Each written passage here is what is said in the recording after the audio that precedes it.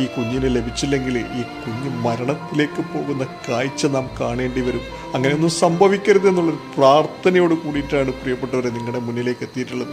നിങ്ങളാൽ കഴിയുന്ന രീതിയിലുള്ള സഹായങ്ങൾ ചെയ്ത് ഈ കുഞ്ഞിനെ നിങ്ങളെല്ലാവരും ചേർത്ത് പിടിക്കുമെന്നുള്ള വിശ്വാസത്തിലാണ്.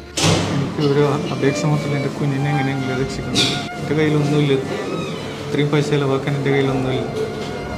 ഇനി അവസാന മാർഗം എന്ന് പറയുന്നത് നിങ്ങളുടെ മുമ്പിലേക്ക് വരാമെന്നുള്ളതാണ്. നിങ്ങൾക്ക് എൻ്റെ കയ്യിൽ അങ്ങോട്ട് തരാനുള്ളത് എൻ്റെയും കുടുംബത്തിൻ്റെയും പ്രാർത്ഥന മാത്രം. പ്രവാസിയായ ഷമീൽ എന്ന് പറയുന്ന പ്രിയപ്പെട്ട സഹോദരൻ്റെ പൊന്നു മകനാണ് ഐസിന്.